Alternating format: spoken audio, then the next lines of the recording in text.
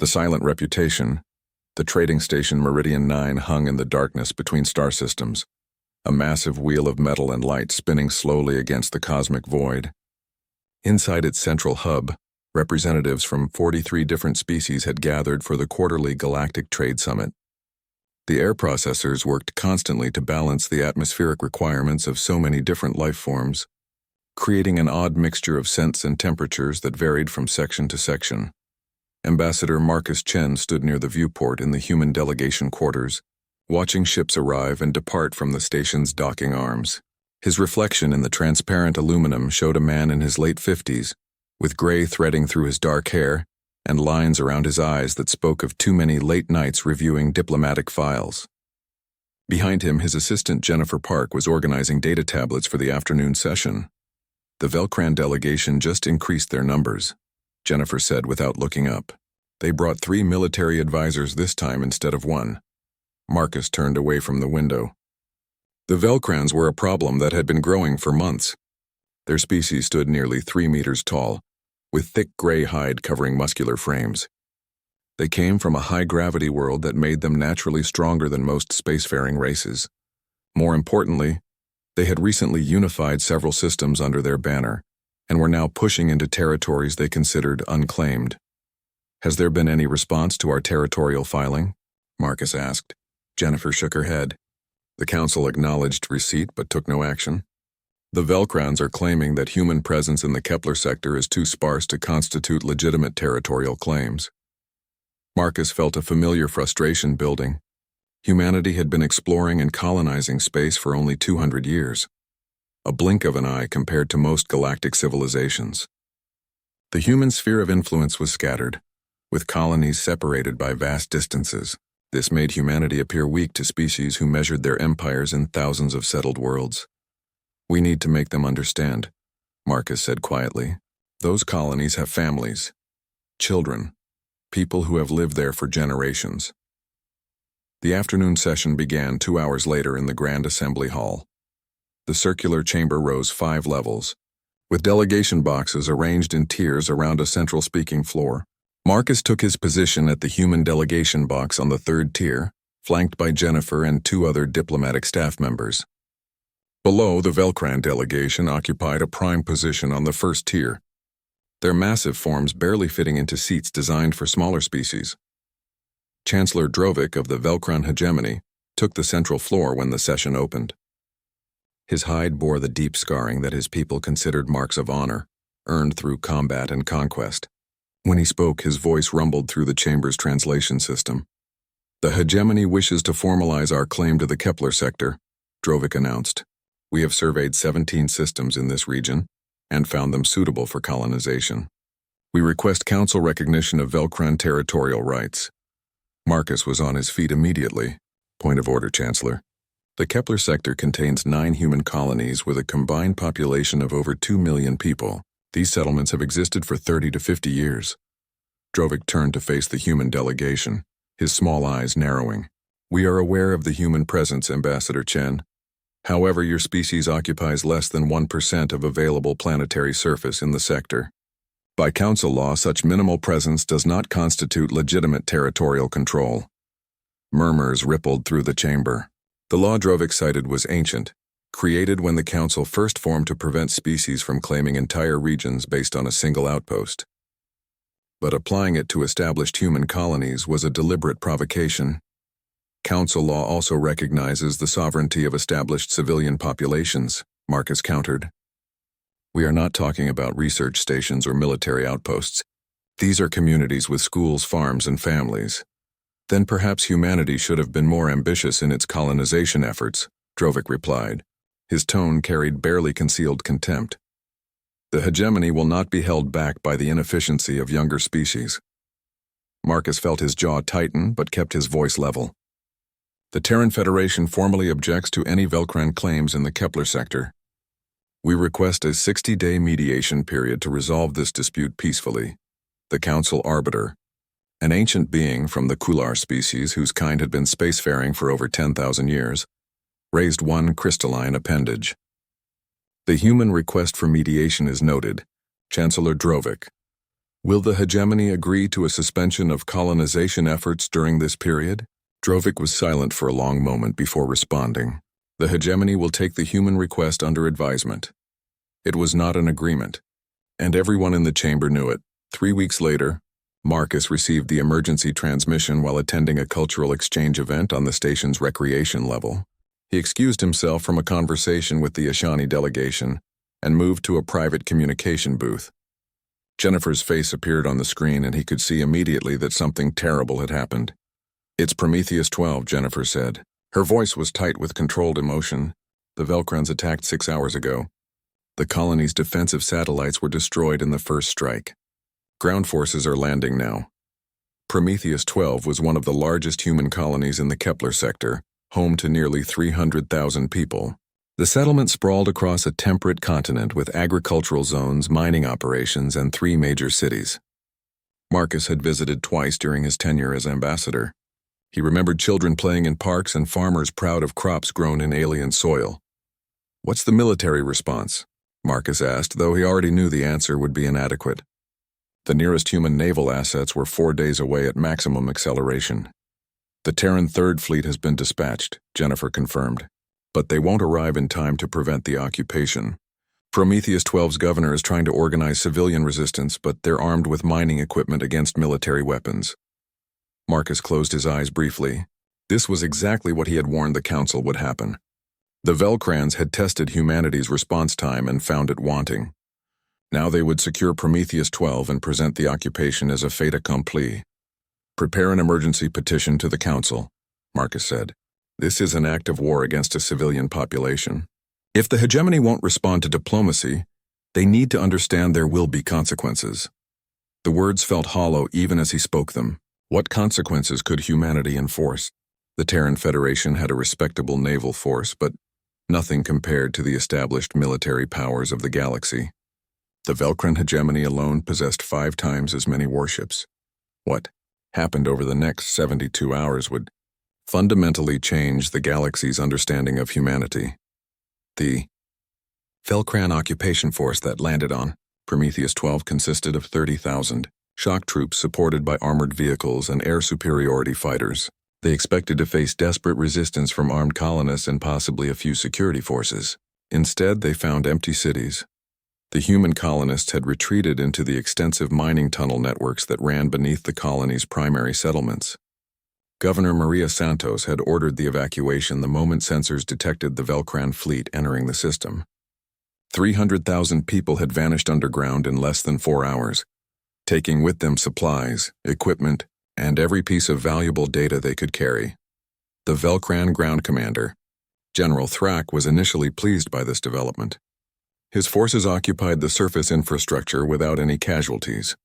He sent messages to the underground refugee populations demanding surrender, offering generous terms if they would return to their homes and accept hegemony rule.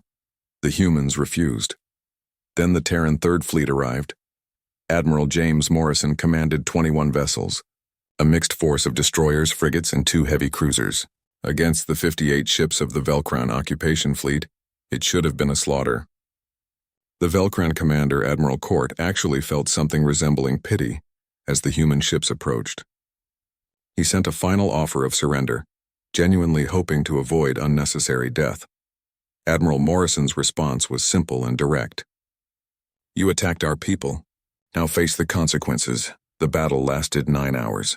When it ended, 51 Velkran ships were either destroyed or disabled. The remaining 7 retreated at maximum acceleration, broadcasting distress calls.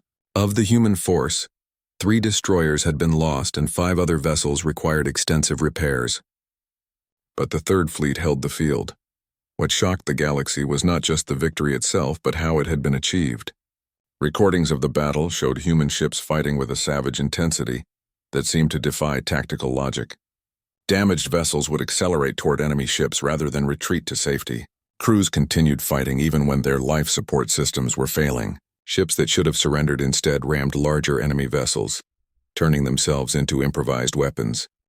More disturbing were the reports from Velkran ships that had been boarded. Human marines had somehow penetrated sealed hulls and fought through corridors in zero gravity, taking control of critical systems even as the ships maneuvered in combat.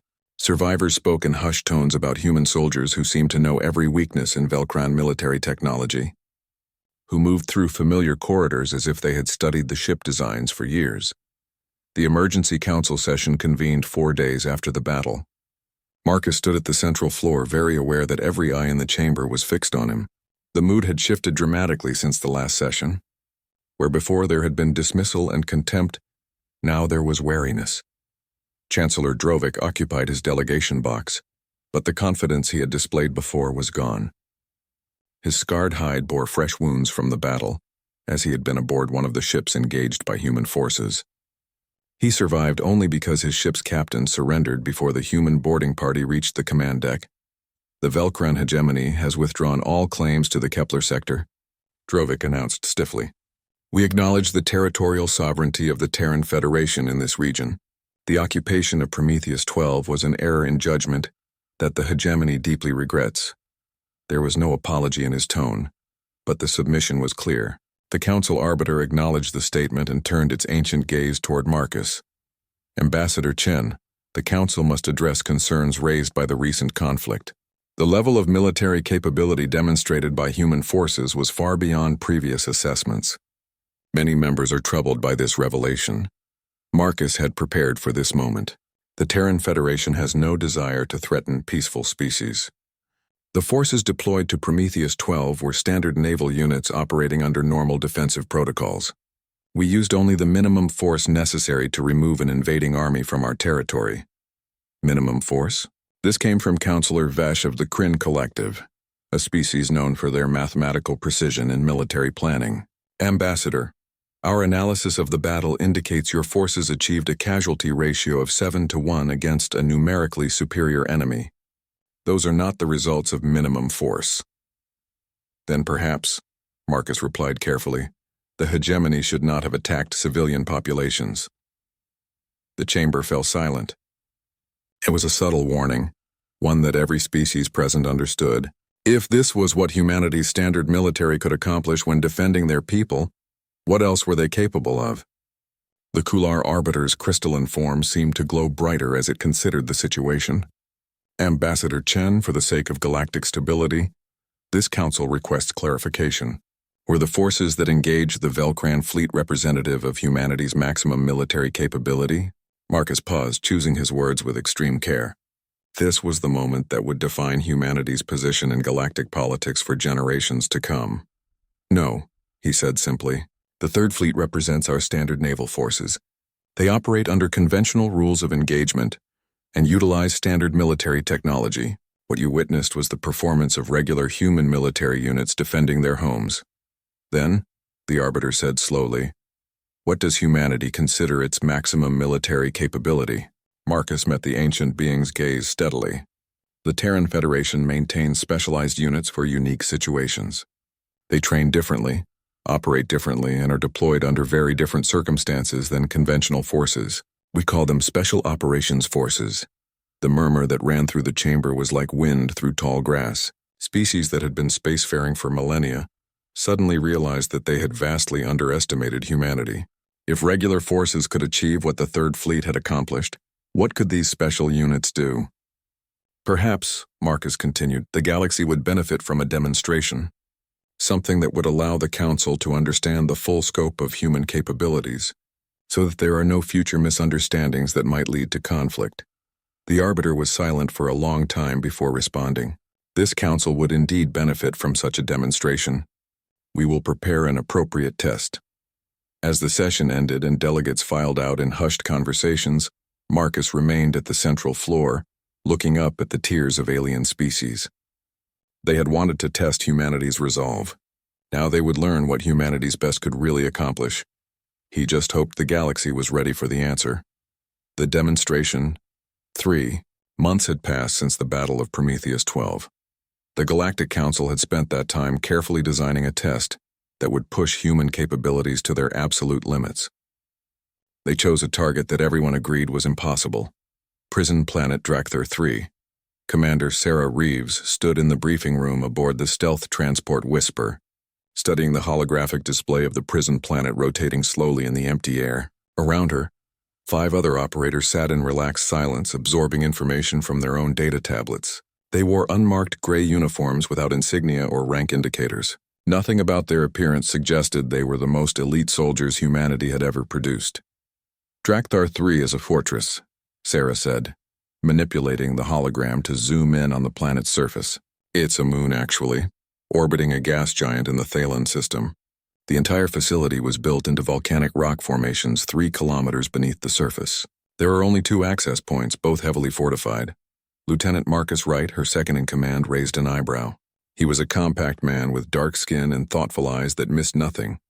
Only 2 entrances to a facility that houses 10,000 prisoners? That seems like a design flaw. It would be if they were planning on evacuating in an emergency, Sarah agreed. But Drakthar 3 isn't that kind of prison. It's where the galaxy puts people it wants to forget. Political dissidents, war criminals, anyone who becomes too inconvenient to deal with through normal legal channels. Once you go in, you don't come out. She changed the display to show internal schematics. The prison was laid out in concentric rings, with the most dangerous prisoners held in the central core. Life support was minimal.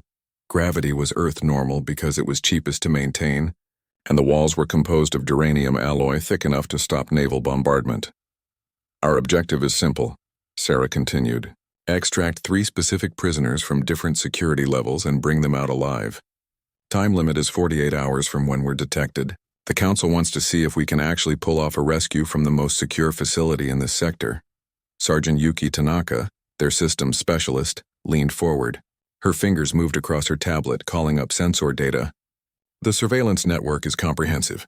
Motion detectors, thermal sensors, quantum field monitors that can detect distortions in space-time. Even our stealth suits will have trouble with that level of coverage. Which is why we're not going in through normal channels, Sarah said, pulling up a new set of diagrams. Drakthar 3 is built in volcanic rock. That rock is riddled with lava tubes that were formed millions of years ago. Most of them collapsed or were filled during the construction process, but not all of them. Corporal James Rodriguez, their demolitions expert, grinned. You want us to dig through 3 kilometers of solid rock? I want us to use what's already there, Sarah corrected. She highlighted a specific formation on the hologram. This tube system runs within 200 meters of the prison's 3rd level. The rock between is dense enough that their sensors don't penetrate it. If we can reach the tube system, we can cut through that final barrier and enter the facility without triggering any alarms. And how exactly do we reach these tubes? This came from Lieutenant Alex Chen, their medical officer and close-quarters combat specialist. Sarah smiled. We landed on Drakthar 3 6 weeks ago. The silence in the room was absolute. Her team stared at her with expressions ranging from surprise to something approaching awe. The Council thinks they're testing us, Sarah explained. They think we're starting from zero with 48 hours to plan and execute. But Special Operations doesn't work that way. The moment they announced the test, we started preparing. We've had a 6-person advance team living in those lava tubes for weeks, mapping the system and preparing entry points. Marcus was the first to speak. That's brilliant. The Council is watching the clock starting from when we officially begin, but we've been running the mission for over a month. Exactly, Sarah confirmed. The test begins officially when our transport enters the Thalen system, and Drakthar 3's sensors detect us. The Council has observers stationed throughout the system to verify that we're following the rules. What they don't know is that the rules don't cover preparation that happened before the test officially started. Yuki was already running calculations on her tablet. If the advance team has been working for 6 weeks, they could have bypassed half the internal security systems. Quietly rerouted sensor feeds, created false walls to hide our approach vectors, even mapped the guard rotation schedules down to the minute. They've done all of that and more, Sarah confirmed. Our targets are 3 prisoners being held in separate security zones. Prisoner 1 is Dr. Alara Venn, a human xenobiologist who publicly opposed the Metharn Consortium's genetic experimentation programs. They had her arrested on fabricated espionage charges and sent here to silence her. She pulled up an image of a middle-aged woman with graying hair and sharp, intelligent eyes. She's being held in medium security, Section 7. She's in good health but has been in isolation for 2 years. The psychological impact will have been significant. The image changed to show a reptilian alien with distinctive blue scaling. Prisoner 2 is Kethrol of the Saurian clans. He led a protest movement against corporate mining operations destroying ancestral territories. His people consider him a hero. The corporations consider him a terrorist.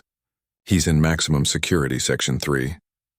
Finally, the hologram displayed a being that looked like living crystal, light refracting through its translucent body.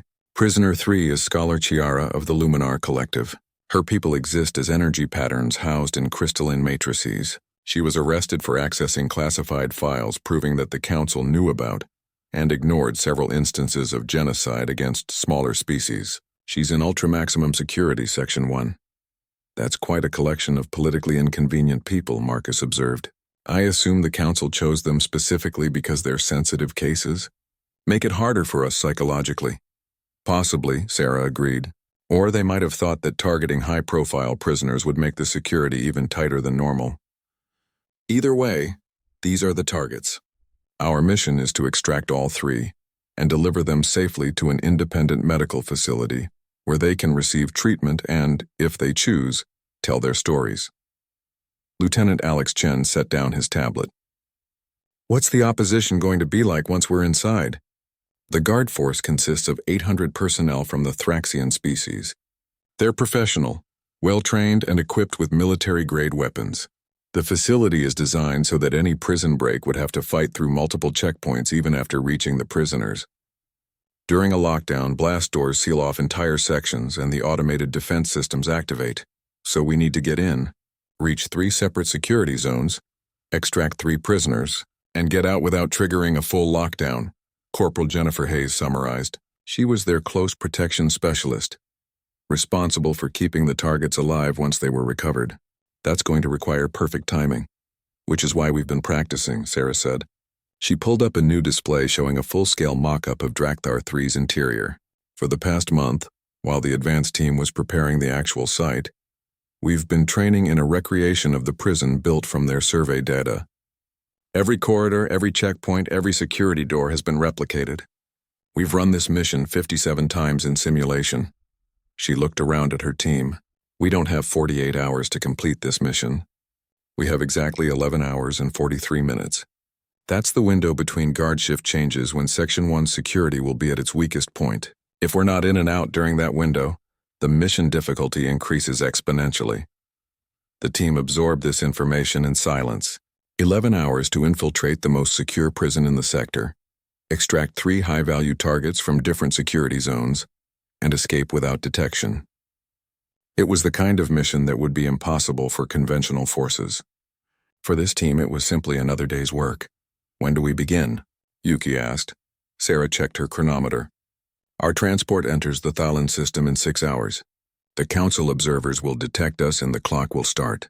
But we won't actually dock at the official visitor platform. Instead, we'll deploy via stealth pods to a landing site 12 kilometers from the prison. The advanced team will meet us there and guide us to the lava tube entrance. She paused, making sure she had everyone's attention. This mission will change how the galaxy sees humanity. They're watching to see if we can do the impossible. I want to show them that the impossible is just our starting point. Questions? There were none.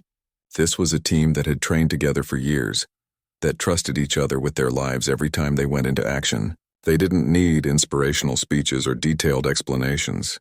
They just needed to know the target and the timeline. All right, Sarah said, closing the holographic display. Get some rest. We move in 5 hours, 57 minutes. The team filed out of the briefing room, each member mentally reviewing their role in the mission. Sarah remained behind, looking at the empty space where the hologram had been. In a few hours, the galaxy's most powerful observers would be watching to see if humanity could back up its reputation. She intended to give them a show they would never forget. The Whisper entered the Thalan system right on schedule, its stealth profile making it nearly invisible to conventional sensors. On the observation deck of Council Station Sentinel, positioned at the edge of the system, 47 different species watched displays showing the approach of the human vessel. Ambassador Chen stood with the gathered observers, maintaining a calm expression despite his inner tension. He had been briefed on the mission parameters but not the actual plan. For security reasons, Special Operations Command had kept those details classified even from the diplomatic corps. He would learn how the mission unfolded at the same time as everyone else. Your transport is approaching the designated visitor platform. Counselor Vesh noted. The Kryn's mathematical mind was already analyzing trajectories and probabilities. They will dock in approximately 47 minutes, but the Whisper didn't dock.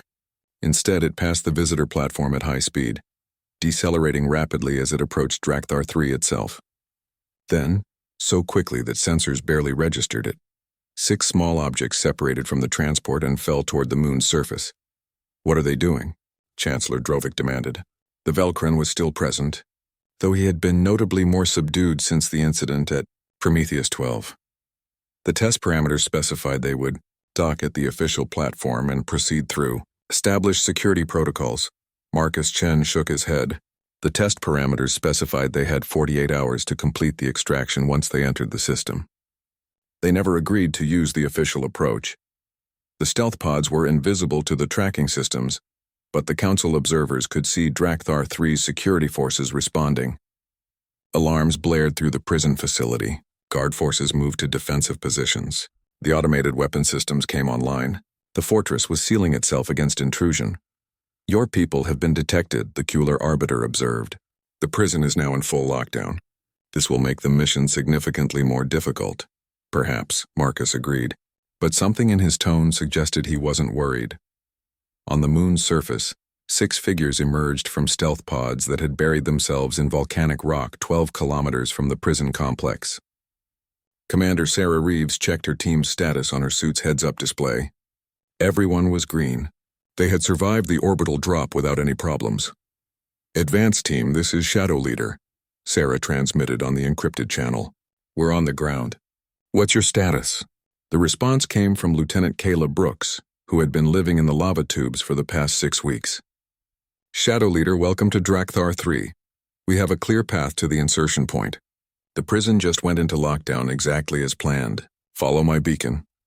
Sarah's display showed a navigation marker appearing in her helmet's projection. Team, stay tight and stay quiet. Let's move. They covered 12 kilometers of rough volcanic terrain in 47 minutes, moving through canyons and across fields of sharp obsidian. Their suits provided active camouflage that bent light around them, making them nearly invisible. Even so, they moved with practiced stealth, knowing that their best protection was not being noticed in the first place. The entrance to the lava tube system was hidden in a collapsed volcanic cone. Lieutenant Brooks and her advanced team had been living in these tubes for weeks, surviving on stored rations and recycled water. They looked tired but alert as Sarah's team arrived. Good to see you, Commander, Brooks said. The prison thinks they're under attack from the surface. All their defensive systems are oriented outward. They never imagined someone would come from below. Sarah nodded. This was the fundamental principle of their infiltration strategy. Make the enemy look in the wrong direction while you approach from where they're not watching. The team descended into the lava tube system, following paths that Brooks's team had marked with luminescent paint invisible to normal vision, but clear in their helmet displays. The tubes twisted through solid rock, sometimes wide enough to walk upright, sometimes forcing them to crawl through narrow passages barely large enough for their shoulders. 2 hours into the infiltration, they reached the prepared insertion point. The advanced team had spent weeks carefully cutting through the final 200 meters of rock between the lava tubes and the prison's 3rd level. The work had been done with such precision that sensors in the prison never detected the excavation. This is it, Brooks said, indicating a section of wall that looked no different from any other. Beyond this wall is a maintenance corridor that runs between the outer hull and the inner security zones. Once you're through, you'll have access to the entire prison. Sarah placed her hand on the wall. Somewhere beyond this rock, 3 people were waiting to be rescued. They didn't know help was coming. They probably thought they would die in this place, forgotten by the galaxy. Start cutting, she ordered. Yuki Tanaka set up her equipment, specialized tools designed to cut through duranium alloy, without making sound or generating heat signatures that might trigger alarms. The advanced team had already done most of the work. This was the final barrier, the last few centimeters between them and their objective. It took 30 minutes to create an opening large enough for a person to pass through. When the last section of wall was removed, Sarah peered into the maintenance corridor beyond. It was exactly as the intelligence reports had described.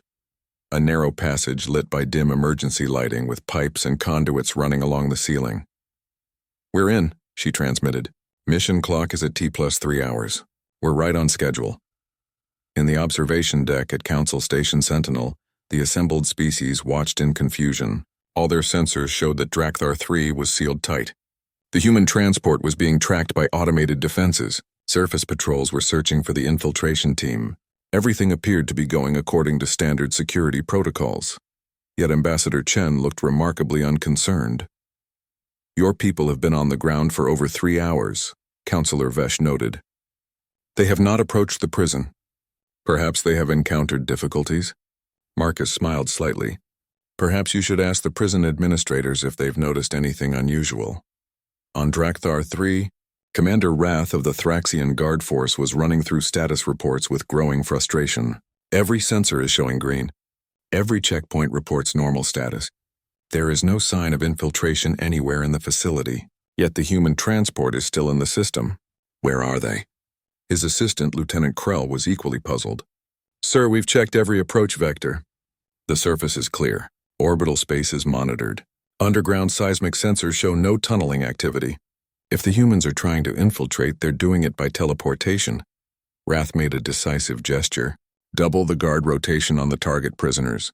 I don't trust this silence. The humans are planning something. But in Section 7, no additional guards appeared at Dr. Alara Ven's cell. In Section 3, Kethral's security detail remained unchanged. In Section 1, Scholar Kiara's crystalline prison stayed, locked behind its quantum barriers because Sarah's team was already inside. They had bypassed the sensor network entirely by entering through a blind spot, the prison. Designers never anticipated.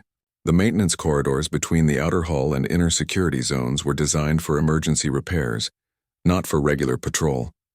The sensors here were minimal, focused on detecting structural failures rather than intruders. Team split by target, Sarah ordered. Marcus, take Tanaka and Hayes. Extract Dr. Ven from Section 7. Chen, you're with Rodriguez. Get Kethral from Section 3. I'll take Scholar Chiara from Section 1. Brooks, your team maintains the exit route and prepares for rapid extraction. The team split up without discussion, each group moving through the maintenance network toward their assigned target. They moved like ghosts through the corridors, using the prison's own infrastructure as cover. Security cameras were rerouted to show old footage. Motion sensors were fed false data. Even the quantum field monitors were deceived by technology so advanced that it made the prison's defensive systems look primitive by comparison. In Section 7, Lieutenant Marcus Wright worked on the electronic lock to Dr. Ven's cell, while Sergeant Tanaka monitored the security feeds. The corridor outside was empty, all guards having been redirected to other areas by false alerts carefully planted by the advance team. The lock clicked open. Marcus entered the cell to find Dr. Ven sitting on her bunk, reading from a data tablet that prisoners were allowed for entertainment. She looked up in confusion as 3 armored figures materialized in her cell. Dr. Ven, Marcus said quietly, removing his helmet so she could see his face. We're from Earth. We're here to take you home. Her data tablet fell from nerveless fingers. That's impossible. No one escapes from Drakthar 3. No one has escaped from Drakthar 3, Marcus corrected. There's a significant difference. Please come with us. We have a very tight schedule. Similar scenes played out in Sections 3 and 1. Kethral literally shed tears when he realized he was being rescued, his reptilian body shaking with emotion. Scholar Chiara's crystalline form pulsed with colors that her translator rendered as profound gratitude. Sarah's team moved the prisoners through the maintenance corridors, retracing their path toward the lava tube entrance.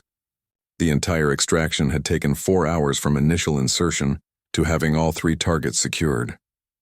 The prison was still in lockdown, still searching for infiltrators who had already accomplished their mission. Back at Council Station Sentinel, the observers were getting restless.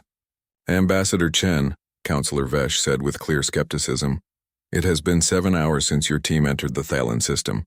They should have made some attempt at infiltration by now. Should they? Marcus asked innocently. How do you know they haven't already succeeded? The Kular Arbiter's crystalline form seemed to sharpen with attention. Are you suggesting your team has already completed the mission? I'm suggesting, Marcus replied carefully, that perhaps you should contact Drakthar 3's administration and ask them to verify that all 3 target prisoners are still in their cells, Commander. Wrath received the request from the council with irritation. Of course the prisoners are still in their cells. We have continuous monitoring on all high-value targets. But to satisfy the council observers, he ordered direct visual confirmation. The reports came back within minutes. Dr. Ven's cell was empty. Kethral's cell was empty. Scholar Chiara's quantum containment unit was inactive. Commander Wrath stared at the reports in disbelief. That's impossible. The sensors show no breach. No alarms were triggered. The security logs show all checkpoints as secure. Then where are the prisoners? Lieutenant Krell demanded. The answer came from the Whisper, which had been maintaining position at the edge of the system. Commander Sarah Reeves transmitted on an open channel that the council observers could intercept. Council Station Sentinel, this is Shadow Team Leader. Mission complete. All 3 targets extracted successfully. Total mission time from system entry to extraction, 7 hours, 53 minutes. No casualties, no alerts triggered. Prisoners are receiving medical care and will be delivered to the independent facility as specified. In the observation deck, chaos erupted. Representatives from dozens of species talked over each other, demanding explanations. How had the humans infiltrated the most secure prison in the sector without triggering a single alarm? How had they extracted 3 prisoners from different security zones? More importantly, how long had they actually been inside the facility? Ambassador Chen waited for the noise to die down before speaking. The council wanted a demonstration of humanity's special operations capabilities. You've now seen what our people can accomplish when given a seemingly impossible mission. But how? Chancellor Drovik demanded. Our sensors detected nothing. The security system showed no breaches. It's as if your people were never there at all. That, Marcus said quietly, is exactly the point. The truth unveiled. The debriefing room on Council Station Sentinel was designed to accommodate multiple species, with adjustable gravity zones and atmospheric controls for different comfort levels. Today it felt smaller than usual, packed with representatives from 47 different civilizations, all demanding answers to the same questions. Commander Sarah Reeves stood at the central podium, still wearing her unmarked gray uniform. She had removed her helmet, revealing a woman in her mid-30s with short brown hair and calm gray eyes that had seen more combat than most soldiers experienced in a lifetime. Around her, holographic displays showed footage from the Drakthar 3 mission. But the footage raised more questions than it answered. The Kular Arbiter gestured for silence with one crystalline appendage. The ancient being's form pulsed with light that translated as deep concern. Commander Reeves, this council requires a full accounting of your mission. The galaxy's security protocols have been fundamentally challenged by what occurred at Drakthar 3. Sarah nodded. I understand the council's concern. What you witnessed was a standard special operations extraction under moderate difficulty circumstances. I'm authorized to provide details of the mission to help the council understand humanity's capabilities and intentions. Moderate difficulty? Counselor Vesh of the Kryn Collective made a sound that the translator rendered as incredulous. Commander, you infiltrated a facility that has never been breached in 800 years of operation. You extracted 3 high-value targets without triggering a single security alert. You accomplished in 8 hours what the council believed would be impossible in 48. Yes, sir, Sarah replied simply. That's why it was classified as moderate difficulty. A high-difficulty mission would have involved hostile security forces actively hunting for us, or time-sensitive objectives requiring split-second coordination across multiple sites. The silence that followed was profound. These were species that had been spacefaring for millennia, that had fought wars across dozens of star systems, that considered themselves the pinnacle of galactic civilization. The idea that infiltrating their most secure facility was merely moderate difficulty for humans was almost insulting. Almost, but not quite. Because they had seen the results with their own eyes. Chancellor Drovik stood, his massive form radiating barely controlled frustration. Explain how you bypassed our security systems. The technology protecting Drakthar 3 represents 8 different species contributions. The sensor networks alone cost more than most planetary defense budgets. Sarah pulled up a holographic display showing the prison's sensor layout. Your security systems are excellent, Chancellor. They cover every approach vector from space, monitor all surface activity, and detect underground movement through seismic analysis. The problem is that they're all designed based on certain assumptions about how infiltration attempts work. She zoomed in on the maintenance corridor network. You assumed that any infiltration would come from outside the facility, so you focused your defenses on the exterior. You assumed that stealth technology would need to defeat your sensors head-on, so you invested in detection systems. You never considered that someone might simply walk around your security rather than through it. The maintenance corridors were designed to be secure, Commander Rath protested. The Thraxian was attending the debriefing via holographic link, his pride clearly wounded by the breach. They have their own monitoring systems. They do, Sarah agreed.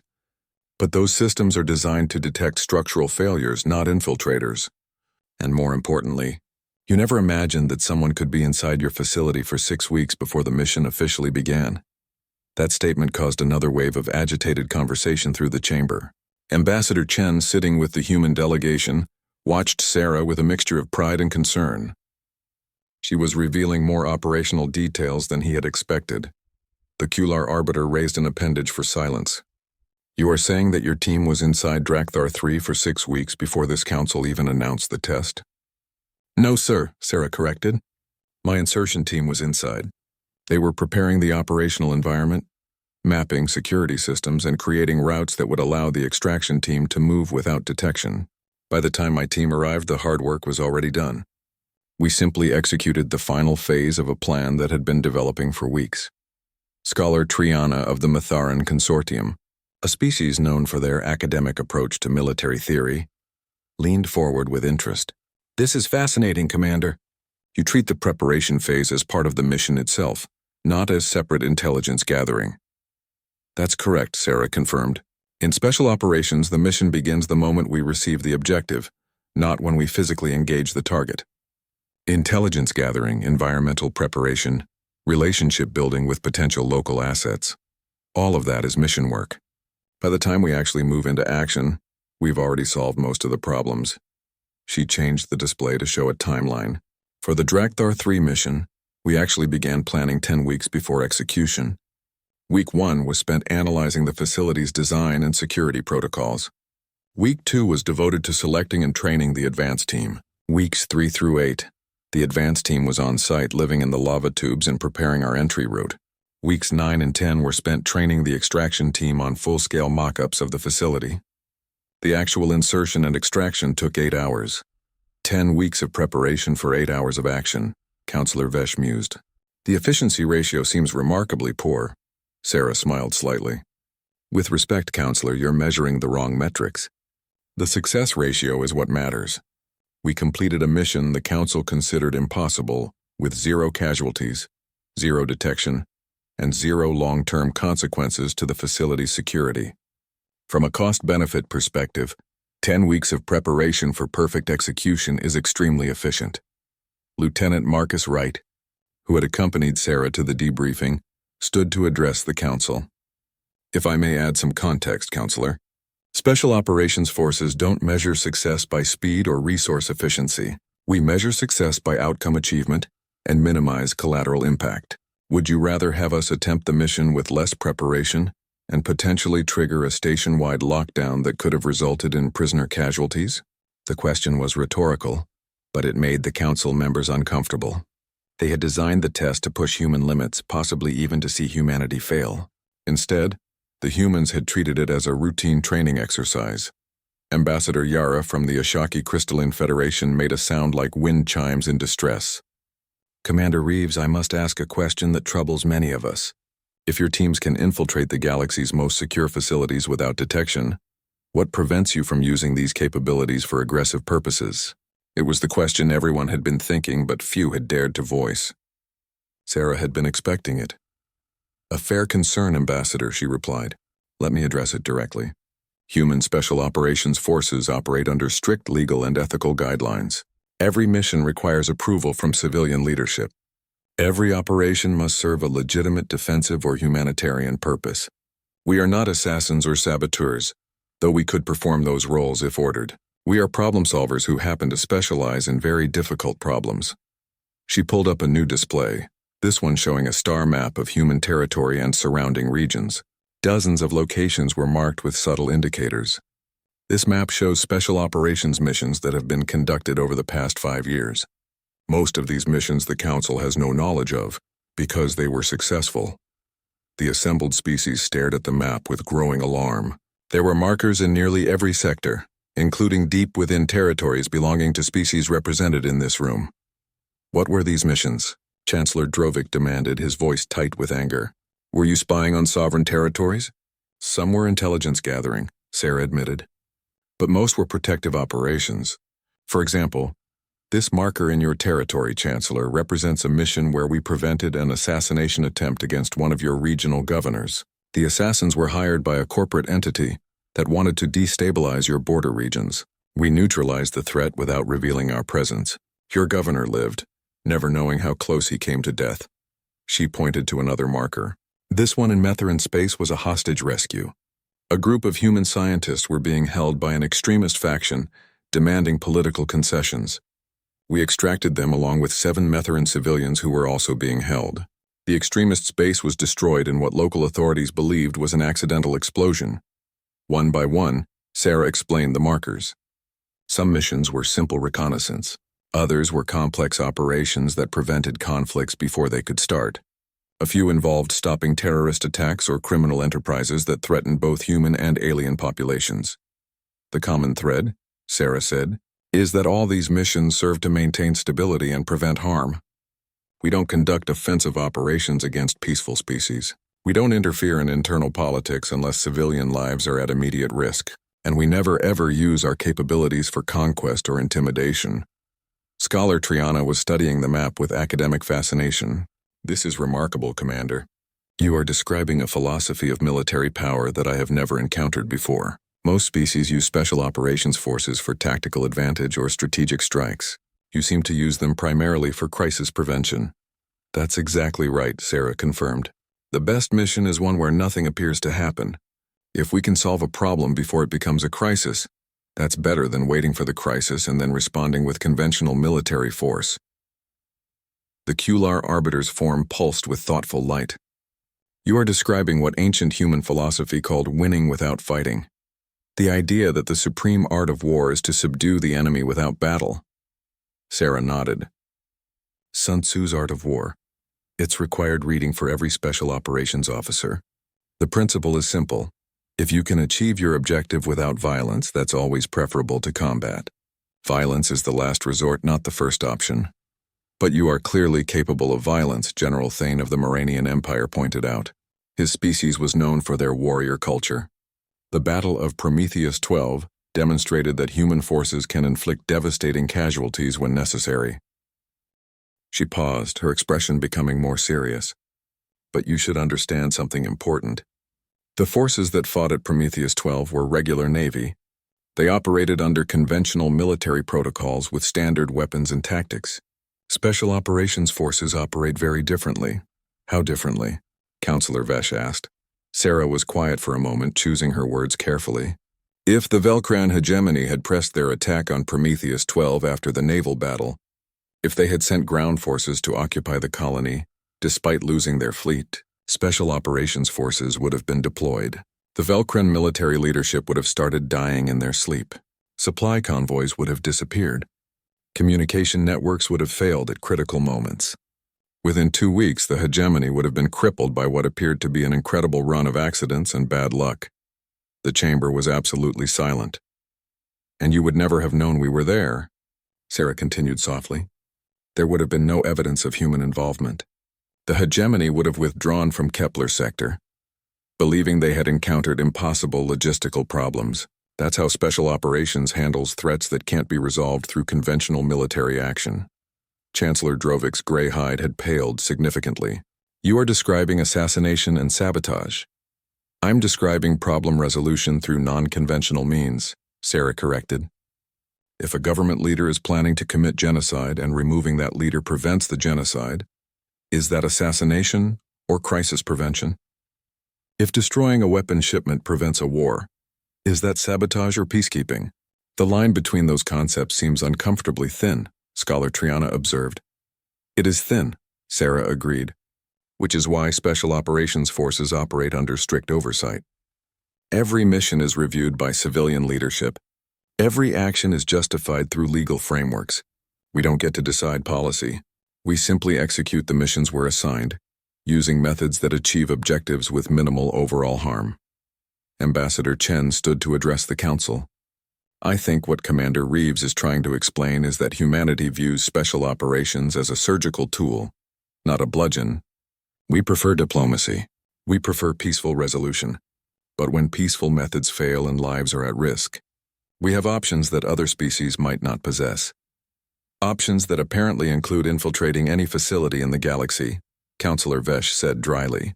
You must understand why this makes the Council nervous, Ambassador Chen. I do understand, Marcus replied. Which is why we're being transparent about our capabilities. The galaxy has seen what human regular forces can accomplish. Now you've seen what special operations can do. We're not sharing this information to intimidate anyone. We're sharing it so there are no misunderstandings that might lead to unnecessary conflict. The Kular Arbiter's form pulsed with what might have been approval. A wise approach, Ambassador. Strength that is hidden breeds fear and suspicion. Strength that is acknowledged openly breeds respect and caution. Sarah stepped forward again. If I may suggest something to the Council, humanity has no interest in being the galaxy's police force or military hegemon. We want peaceful coexistence with all species, but we do have capabilities that could be useful for maintaining galactic stability. What are you proposing? General Thane asked warily. A cooperative framework, Sarah replied. Human special operations forces could work with the Council on crisis prevention missions. Hostage situations, terrorist threats, humanitarian emergencies in hostile territory. Situations where conventional military force would cause more problems than it solves. We provide the capability. The Council provides the legal authority and oversight. The suggestion sent ripples of conversation through the chamber. Species that had been viewing humanity as a potential threat suddenly saw an opportunity, access to capabilities that no other race possessed but under Council oversight and legal frameworks. Scholar Triana spoke up. This is a bold proposal, Commander, but it raises questions about sovereignty. Many species would be uncomfortable with human forces operating in their territory, even under Council authority. Then we don't operate in their territory, Sarah said simply. Participation would be voluntary. Species that want to utilize special operations assistance can request it through the Council. Species that don't want our involvement can opt out. No force, no pressure, just options. Counselor Vesh was already running calculations. The strategic implications are complex, but there is logic to this approach. Humanity gains legitimate standing in galactic affairs. The Council gains access to unique capabilities. Individual species gain an additional security option. And everyone benefits from increased stability, Ambassador Chen added. Fewer conflicts mean more resources can be devoted to peaceful development rather than military spending. The debate continued for several more hours, with delegates from different species raising concerns and proposing modifications. But a consensus slowly emerged. Humanity's demonstration at Drakthar 3 had proven they possessed capabilities that exceeded anything previously seen in the galaxy. The question was not whether humans could do what they claimed, but how to integrate those capabilities into the existing galactic order. As the session finally adjourned, the Kular Arbiter asked Sarah and Marcus to remain. When the chamber was empty except for the three of them, the ancient being's form pulsed with curious light. Tell me truthfully, Commander Reeves, the Arbiter said. How many other missions has humanity conducted that the Council knows nothing about? Sarah met the Arbiter's gaze steadily. I'm not authorized to provide specific numbers, Elder, but I can tell you that Special Operations Forces have been preventing conflicts, protecting civilians, and maintaining stability throughout this sector for longer than most species realize. And no one noticed, the Arbiter mused. You have been operating as the galaxy's silent guardians for years. We prefer to think of ourselves as problem solvers, Sarah corrected. But yes, in essence, that's accurate. The Arbiter was silent for a long moment. I am 8,000 years old, Commander. I have seen empires rise and fall. I have witnessed wars that consumed entire civilizations. In all that time, I have never encountered a species that wielded power the way humanity does. We're not that unique, Sarah protested. We just approach problems differently. No, the Arbiter said firmly. You are unique. Most species gain power and immediately seek to expand their influence. They use strength to dominate, to control, to enforce their will on others. Humanity gained extraordinary power and chose to use it quietly, helping where you could without demanding recognition or reward. The ancient being's form brightened. That choice reveals more about humanity's character than any demonstration of military capability. The council was wrong to test you. We should have simply asked what you could do. I believe you would have told us truthfully. We would have, Marcus agreed. We tried to, actually. But sometimes people need to see before they believe. The Arbiter made a sound like crystal chimes. Indeed, and now we have seen. The galaxy will adjust to this new understanding. Some species will seek alliance with humanity. Others will maintain wary distance. But all will remember what happened at Drakthar 3. Sarah smiled slightly. That was the goal, Elder. Respect through demonstration, not fear through intimidation. You have achieved that goal, the Arbiter confirmed. What will humanity do now? Continue what we've been doing, Sarah replied. Protect our people. Help our allies. Try to make the galaxy a little safer and more stable. We're not interested in conquest or empire building. We just want room to grow and the freedom to live according to our own values. A modest ambition for a species with unlimited capabilities, the Arbiter observed. Maybe that's why we've been successful, Marcus suggested. We know what we want, and it's not what most species expect. That gives us an advantage in negotiations and relationships. The Arbiter's form pulsed with what might have been amusement. You are diplomats as well as warriors. A dangerous combination. Only if someone forces us to be, Sarah countered. We'd prefer to be partners and friends. Then let us work toward that goal, the Arbiter said. The Council will formally consider your proposal for cooperative security operations. I believe it will be approved, though the details will require careful negotiation. As Sarah and Marcus left the chamber, they passed through corridors filled with delegates from dozens of different species. Some nodded respectfully. Others watched with wary eyes. All of them had seen what humanity could accomplish when pushed to demonstrate their capabilities. In the observation deck, Sarah paused at a viewport looking out at the stars. Marcus joined her, following her gaze toward the distant glow of Earth's sun, too far away to be visible but present nonetheless. Do you think they understand now? Marcus asked quietly. Some do, Sarah replied. Others will need more time. But the message is clear. Humanity is here to stay. We're not going to be pushed around, but we're also not looking for conflict. The galaxy feared us before they even met our special forces, Marcus mused. After Prometheus 12, they were terrified of our regular military. Now they've seen what our best can do. And hopefully they realize that we've been using that capability to help, not to hurt, Sarah said. That's the real lesson of Drakthar 3. We could have caused chaos throughout the galaxy. Instead, we've been quietly preventing problems and protecting people. Silent guardians, Marcus said, echoing the Arbiter's phrase. I prefer problem solvers, Sarah replied with a slight smile. But call it whatever you want. The mission continues. They stood together at the viewport watching ships come and go from the station. Representatives from species that had never worked together before were now meeting in conference rooms, discussing joint security initiatives.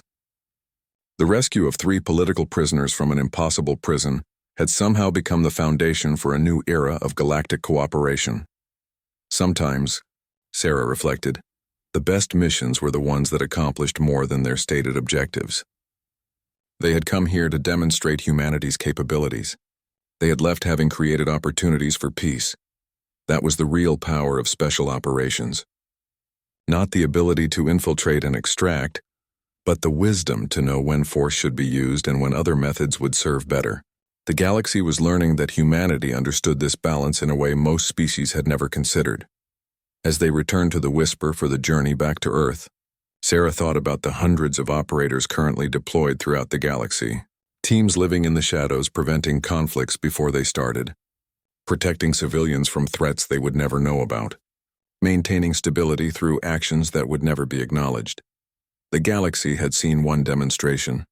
They would never see the countless other missions that were already in progress, that were being planned for tomorrow. That would continue long after Drakthar 3 became ancient history. That was fine with Sarah. The best special operations missions were the ones no one ever knew happened. The galaxy could know about humanity's capabilities now, but the truly important work would continue in silence as it always had.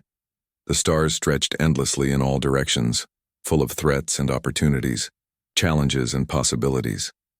Somewhere out there, Human operators were already working on tomorrow's problems. The ghosts of Terra were not done yet. They had only just begun,